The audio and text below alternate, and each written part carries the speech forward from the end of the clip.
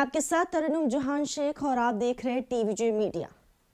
आज हम आपके सामने नया विषय लेकर आए। आखिर कब तक माताओं यानी गौ माँ, गंगा माँ और धरती माँ पर होता रहेगा अत्याचार? कब तक राजनीति के चक्र पर चढ़ती रहेंगी माएं?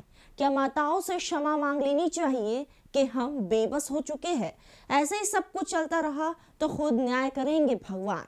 आज हम आपको टीवी पर ना दिखाने वाले कुछ तथ्य से आपको रूबरू करवाएंगे और आपको बताएंगे आज के दौर में किस तरह भारत माँ का हाल बेहाल है, और वो है गौ माँ, धरती माँ और गंगा माँ।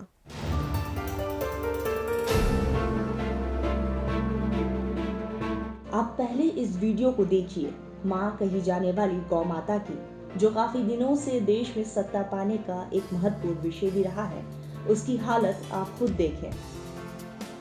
इस माँ के लिए ना तो घर है, ना ही खाने के लिए चारा, ना ही पीने के लिए साफ पानी। फिर भी ये माँ अपनी हार ना मानते हुए खाने में चारा की जगह प्लास्टिक, पीने में दूषित पानी और रहने के लिए खुला आसमान में रहकर भी हमारे समाज को दूध पिलाया करती है। कागजों पर हमारे देश में लाखों गौशाला चल रही है और सरकार से अनुदान भी दिया और लिया जा रहा है। गौ संरक्षण के नाम पर फिर भी गौ माता का हाल बद से बदतर होता जा रहा है। लगता है ये माता अब सिर्फ और सिर्फ राजनीति के लिए ही रह गई है। आज भी भारत के गांव के लोग सुबह जब रोटी बनाते हैं तो तवे से निकाली पहली रोटी गाय को खिलाते हैं। उसके बाद अपने बच्चों और परिवार को देते हैं, क्योंकि गाय में प्रेम और ममता है। धार्मिक मान्यता गाय से जुड़ी एक और है कि गौशाला में काम करने के चमत्कारिक लाभ भी हैं। फिर भी माता बदहाल है। जैसे गौशाला में काम करने से आपको शुद्ध खाने को मिलेगा, गाय का दूध, दही, घी और छाछ, जिससे कमजोर शरीर का कायाकल्प हो जाता है। आजकल तो गौ माता का दूध के अलावा गौमूत्र, गोबर, यहाँ तक कि मरने के बाद हड्डी और खाल भी हम दरिंदे इंसान अपने इस्तेमाल में लेने लगे हैं और माता का पालन पोषण सिर्फ ऊपर वाले पर छोड़ देते हैं। आखिर ऐसा क्यों? जब श्री कृष्ण गौ सेवा कर सकते हैं तो आप और हम क्यों नहीं?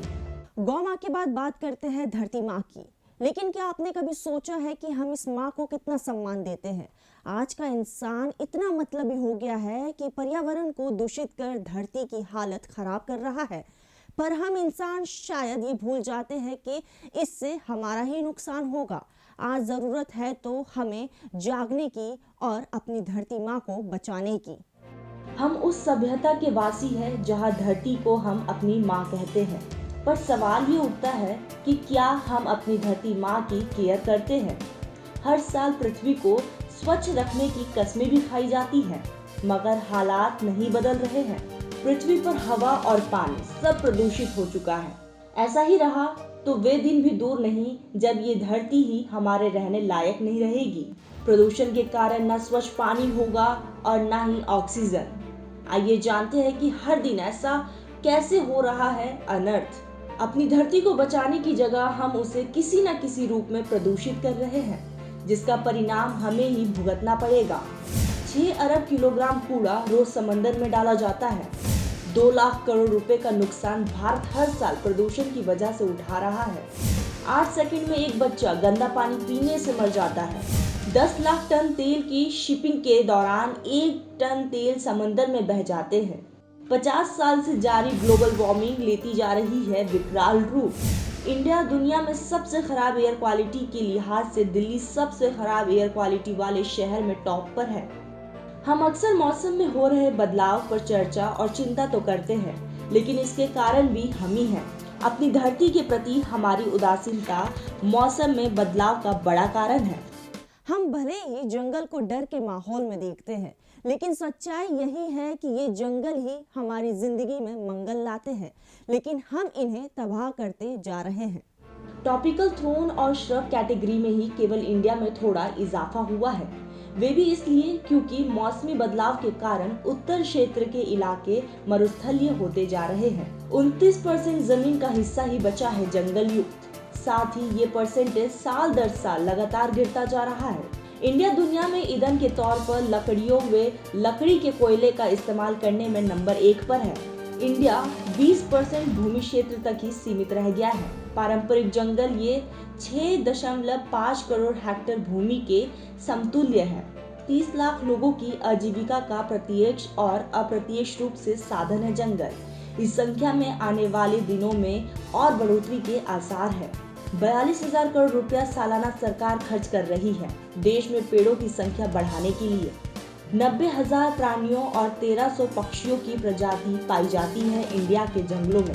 पूरी दुनिया में ट्रॉपिकल रेन फॉरेस्ट के बाद इंडिया ही है सबसे समृद्ध, मगर डिफॉरेस्टेशन के इम्पैक्ट के कारण कई प्रजातियों के आलोपित होने का खतरा मंडरा रहा है। बढ़ता प्रदूषण, घटता पानी का स्तर, गली मोहल्ले में उड़ता पॉलीथीन का बवंडर, उजड़ते हरित जंगल, इसमें प्रकृति का नहीं बल्कि हमारा योगदान है। आखिर कब तक हम धरती पर अत्याचार करते रहेंगे? क्या हम अपनी आने वाली पीढ़ी को ऐसा भविष्य देना चाहते हैं जहां सांस लेने को शुद्ध हवा ही ना हो, पीने को स्वच्छ पानी ना हो, और तो और छांव के लिए पेड़ या पौधों का पूरी तरह अकाल हो? आप जरा सोचिएगा कि आप अपनी धरती माँ के साथ किस तरह का व्यवहार करते हैं। अब धरती माँ के बाद जिस पर अत्याचार हो रहा है वो है गंगा माँ। भारत में 2600 किलोमीटर से भी लंबी नदी गंगा उत्तर में हिमालय पर्वत से लेकर हिंद महासागर तक फैली है। हिंदू मान्यता में गंगा एक साथ सब कुछ है।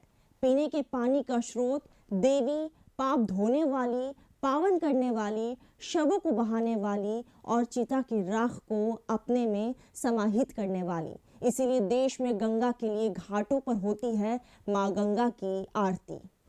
बहुत बीमार है गंगा। जी, हम इंसानों की वजह से हमारी गंगा बीमार है। भारत और बांग्लादेश से बहते हुए गंगा कितनी ही छोटे बड़े गांव, शहर और महानगरों से गुजरती है। करीब 1.5 करोड़ की आबादी वाले कोलकाता में गंगा का पानी धुंधला दिखता है। लोग नदी के पानी में नहाते हैं, कपड़े धोते हैं और जानवरों को भी नहलाते हैं। नदी के कुछ हिस्सों में प्रदूषण इतना बढ़ चुका है कि वहां नहाना खतरनाक है। कई लोग, छोटे कारोबारी और फैक्ट्री इस नदी में अपना कचरा बहाते हैं। हिंदू धर्म मानने वाले कई लोग लाशों को नदी के घाट पर जलाते हैं और चिता की राख को भी पवित्र मानी जाने वाली नदियों में बहाने की परंपरा है। साल 1985 से ही भारत सरकार गंगा को साफ करने की कोशिश कर रही है, जो आज तक सफल नहीं हुआ। भारत की सरकारों की राजनीतिक इच्छा शक्ति भी गंगा की बीमारी को बढ़ाने से नहीं रोक पाई है। गंगा को साफ करने के लिए तमाम योजनाएं चल रही हैं। नदी में कचरा गिरने से रोकने के लिए और ट्रीटमेंट प्लांट बनाए जाने हैं और तट के पास लगी कम से कम 400 फैक्ट्रियों को दूर ले जाना भी है। केंद्र सरकार ने 2014 से लेकर अब तक गंगा सफाई में 3,475.46 करोड़ से भी ज्यादा रुपए खर्च कर दिए। गंगा सफाई मोदी सरकार की महत्वाकांक्षी योजनाओं में से एक रही है, लेकिन इसे लागू करने की खराब स्थिति के चलते सरकार ने मौजूदा वित्त वर्ष के लिए इसके बजट में करीब 50% की कटौती की है। इसके अलावा घाटों के सौंदर्यीकरण की योजना के बजट को करीब खत्म कर दिया गया है। ऐसे में सवाल है कि अब गंगा कैसे साफ होगी। सरकार को समझना चाहिए कि केवल नमामि गंगा मिशन बना देने से गंगा साफ नहीं होगी। इसके लिए पूरी जिम्मेदारी और मशीनरी भावनाओं से काम भी करना होगा, जिसका सभी सरकारों में अभाव दिखता रहा है। ऐसे में सबके मन में एक ही सवाल जागता है कि इतने सारे योजनाएं चलाने के बाद भी क्यों हमारी गंगा आज भी मैली है? क्यों उन योजनाओं को सही तरीके से क्रियान्वित नहीं किया गया?